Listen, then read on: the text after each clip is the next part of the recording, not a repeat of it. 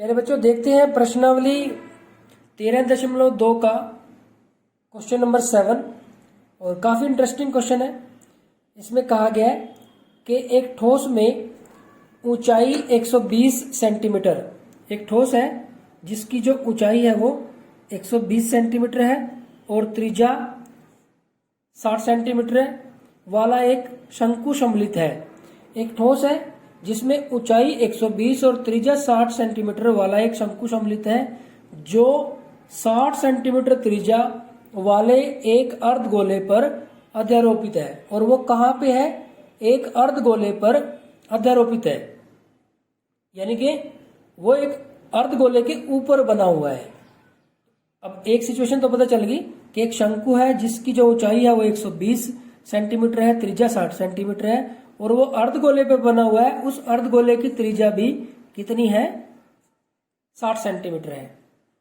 अब इस ठोस को पानी से भरे एक लंबवृत्तीय बेलन में इस प्रकार सीधा डाल दिया जाता है कि यह बेलन की तली को स्पर्श करे, कि यह बेलन की तली पे नीचे पहुंच जाए। यदि बेलन की त्रिज्या 60 सेंटीमीटर है और ऊंचाई 180 सेंटीमीटर है तो बेलन में शेष बचे पानी का आयतन ज्ञात कीजिए। तो वो जो बेलन है उसमें शेष जो पानी रह गया है उसका आयतन हमें ज्ञात करना है। तो बेहद मजेदार क्वेश्चन है प्यारे बच्चों। अगर आप इसको देखें, यहां पे एक तो शंकु है, एक जो आकृति है वो एक तो हमारे पास शंकु है और वो शंकु किस तरह से है? उसकी हमारे पास ऊंचाई और त्रिज्या है, उसकी ऊंचाई 120 सेंटीमीटर और त्रिज्या 60 सेंटीमीटर है। तो ये हम इस तरह से शंकु बना लेते हैं। और ये कहाँ पे आरोपित है? एक अर्धगोले पर आरोपित है। लो जी, इसके नीचे हमने क्या किया? अर्धगोले बना दिया। अब प्यारे बच्चों, इसको अगर आप देखें कि ये अगर केंद्र मान लें कि जो त्रिज्या है शंकु की और जो ऊंचाई है शंकु की वो दे रखी है हमें। शंकु की त्रिज्या 60 सेंटीमीटर है और शंकु की जो ऊंचाई है वो 120 सेंटीमीटर है। ये शंकु के लिए हमें दो बातों का पता है। अब प्यारे बच्चों, जो अर्धगोला है उसकी त्रिज्या भी 60 सेंटीमीटर है, तो ये 60 सेंटीमीटर है। तो यहां से यहां तक ये भी तो 60 सेंटीमीटर होगी, यहां से यहां तक अगर हम इसको लें तो ये भी 60 सेंटीमीटर है और ये ऊपर 120 सेंटीमीटर है। ये बात पता चल गई। अब इसको एक बेलन के अंदर इस तरह से डाला गया है कि ये बेलन की तली में पहुंच जाए, तली को स्पर्श करे। यदि बेलन की त्रिज्या 60 सेंटीमीटर, देखो ये जो शंकु है इसकी त्रिज्या भी 60 सेंटीमीटर, जो अर्धगोला है उसकी त्रिज्या भी 60 सेंटीमीटर और जो ये बेलन है इसकी भी त्रिज्या 60 सेंटीमीटर, सबकी त्रिज्या 60 सेंटीमीटर है। और इसकी जो ऊंचाई है वो कितनी है? 180 सेंटीमीटर। आप प्यारे बच्चों ध्यान से देखें, ये जो शंकु था इसकी ऊंचाई थी 120 सेंटीमीटर और ये हमारे पास त्रिज्या 60 सेंटीमीटर अर्धगोले की।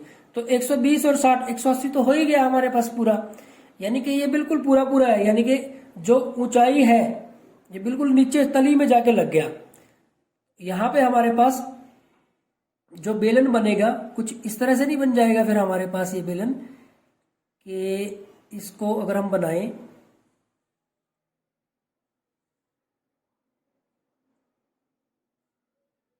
ये हमारे पास कुछ इस तरह से इसको छूता हुआ चलेगा। इसको यहां से ये इसको छूता हुआ चलेगा, तो यहां से हमारे पास ये बेलन कुछ इस तरह से हो जाएगा, इस तरह से आएगा। ये इसकी जो ऊंचाई है ये कितनी है? 120 और 60 180 सेंटीमीटर है। अब ये जो बेलन है वो पानी का पूरा भरा हुआ था।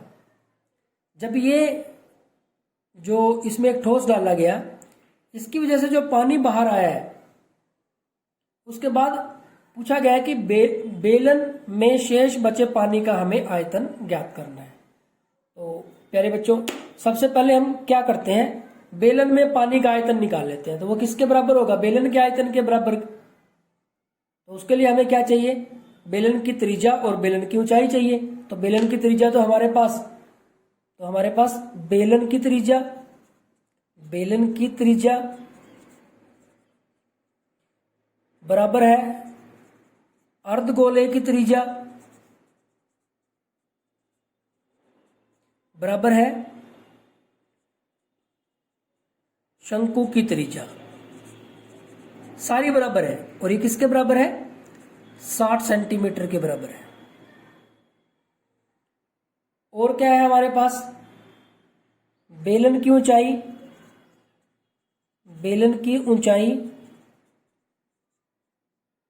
h मान लेते हैं अगर ये, तो बेलन के लिए कितनी है ये 180 सेंटीमीटर। और क्या है, एक हमारे पास शंकु की ऊंचाई है, शंकु की ऊंचाई हमारे पास कितनी है, शंकु की ऊंचाई हमारे पास है 120 सेंटीमीटर। तो ये h हमारे पास 2 हो गए। तो यहाँ पे जो h बनेगा, इसको h1 मान लो और इसको h2 मान लो। h1 और h2 हो गए। तो ठीक सा नहीं नजर आ रहा, यहाँ लिख देता हूं कि h2 है। अब आप सबसे पहले हम निकाल लेते हैं कि बेलन में पानी का आयतन। अब बेलन में जो पानी है वो बेलन की शेप ही ले लेगा, और बेलन का आयतन क्या होता है, पाई आर स्क्वायर एच। यही हम यूज कर लेंगे इसमें, क्योंकि वो तो शेप उसी की ले लेगा। यहां पे हमारे पास 22/7 गुना में 60 आर, त्रिज्या 60 सेंटीमीटर, फिर 60, और ऊंचाई कितनी है ये 180 सेंटीमीटर। तो यहाँ कैंसिल तो ये होता नहीं है। तो इसको जब आप सोल्व कर लेंगे, यहां से इसको जब आप सोल्व कर लेंगे, इनकी सबकी गुना कर लेंगे, तो थोड़ा सा टाइम बचाने के लिए मैं इसकी गुना डायरेक्ट लिख देता हूं। तो ये हो जाएगी हमारे पास 20 36 571.4 सेंटीमीटर क्यूब। तो ये बेलन में शुरुआत में पानी का जो आयतन है वो आ गया हमारे पास। अब दूसरी बात, ये जो ठोस इसके अंदर डाला गया है, तो इसका आयतन, डाले गए ठोस का आयतन। प्यारे बच्चों, जो ये ठोस इसके अंदर डाला गया है, इसका जो आयतन होगा, जितना पानी बाहर निकला है उसका सेम तो है।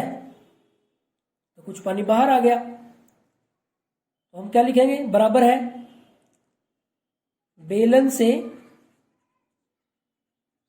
बाहर निकले पानी का आयतन। तो जो ठोस डाला गया है, यानी कि ये अर्धगोले के ऊपर जो शंकु लगा हुआ है, ये जो डाला है, इसका आयतन क्या होगा, जितना पानी बाहर आया है।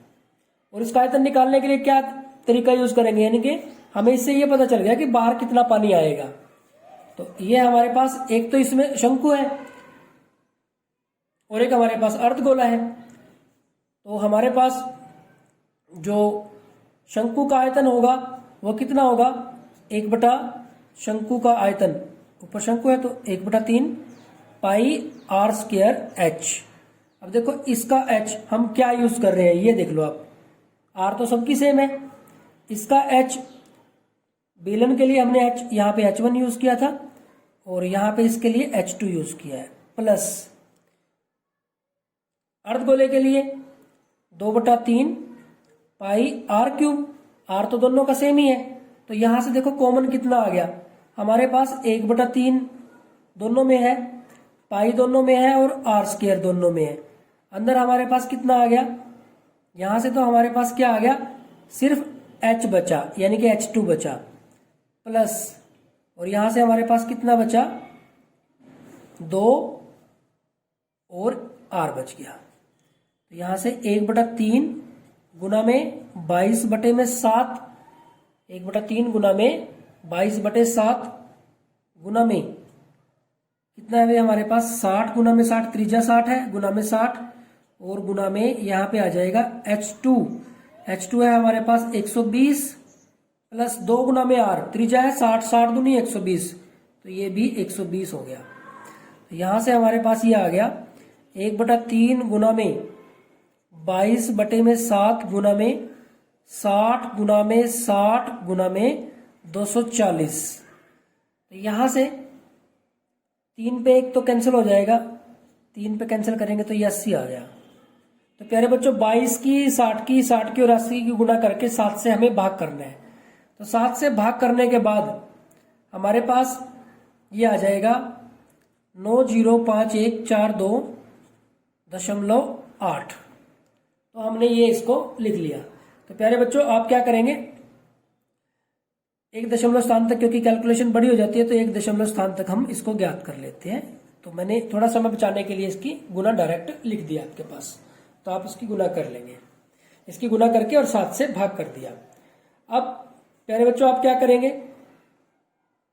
हमें क्या करना है, पानी का शेष आयतन। तो ये पहले इतना पानी था, इतना बाहर निकल गया, तो बेलन में शेष बचे पानी का आयतन। तो हम क्या करेंगे, हम लिख देंगे कि बेलन में शेष बचे पानी का आयतन,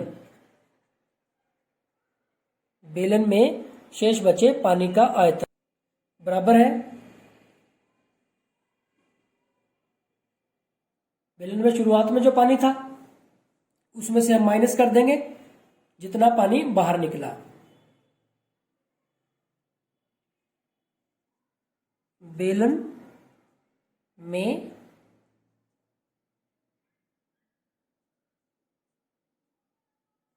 शुरू में पानी का आयतन माइनस बाहर निकले पानी का आयतन। यहां पे थोड़ी सी हमारे पास जगह की प्रॉब्लम होगी, हम एक स्पेयर शीट यूज कर लेते हैं। तो प्यारे बच्चों अब देखिए इसमें क्या करेंगे हम,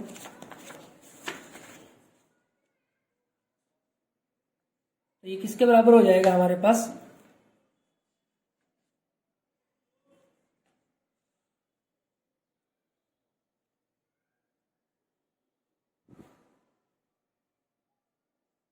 किसके बराबर आ जाएगा, यहाँ पे हम लिख देते हैं कि ये बराबर है, किसके बराबर होगा,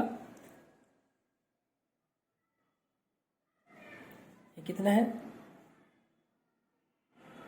2036,571.4 माइनस ये आ जाएगा 90,51,42.8।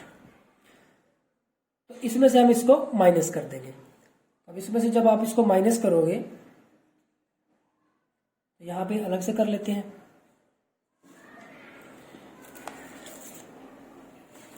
यहाँ पे अलग से माइनस कर लेते हैं इसको। यहाँ पे 20,36,571.4 दशमलव के बाद यहाँ 8 है और यहाँ पे 142 और यहाँ पे 905, तो माइनस कर लेते हैं। 14 में से 8 6 रह जाएगा, 10 में से 2 8, यहाँ 6 2, 5 में से 1 4, 6 में से 5 1 3 और ये 20 में से 9 11 आ जाएगा।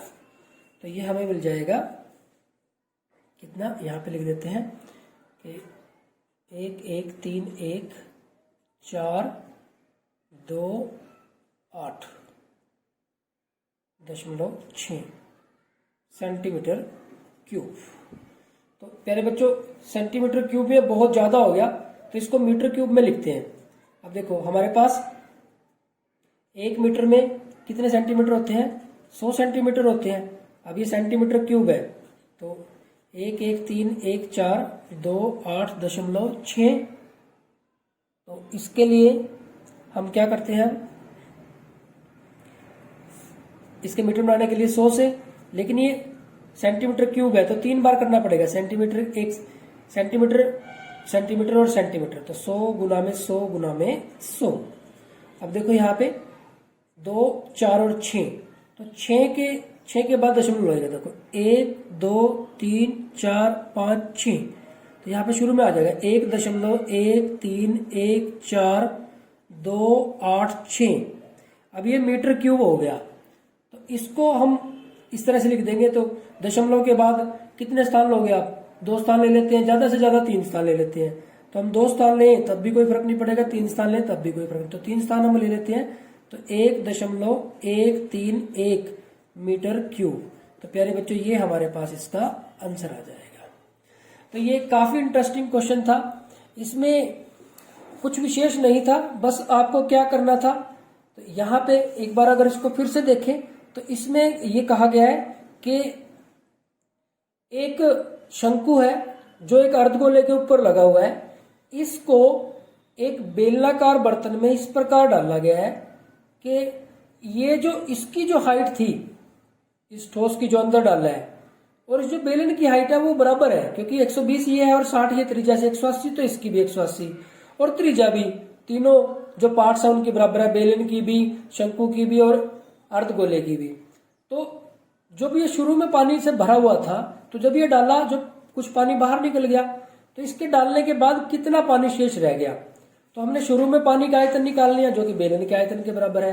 कितना पानी बाहर गया जो कि इन दोनों के आयतन के बराबर है। तो बेलन के आयतन से जो पानी था, कुल पानी, उसमें से इन दोनों के आयतन से जो पानी बाहर गया है उसको माइनस कर दिया। तो सिंपल क्वेश्चन है। कैलकुलेशन थोड़ी बड़ी है लेकिन क्वेश्चन बिल्कुल सिंपल है। तो प्यारे बच्चों हमारे पास यहाँ पे जो क्वेश्चन नंबर 7 है ये हमारा कंप्लीट हो जाता है। तो आप इसको चाहे तो यहाँ पे सेंटीमीटर क्यूब पे भी छोड़ सकते हैं। अगर आप इसको पूरा करना चाहें तो इस तरह से इसको पूरा भी कर सकते हैं। तो क्वेश्चन नंबर 7 हमारा कंप्लीट हो जाता है। Thank you very much.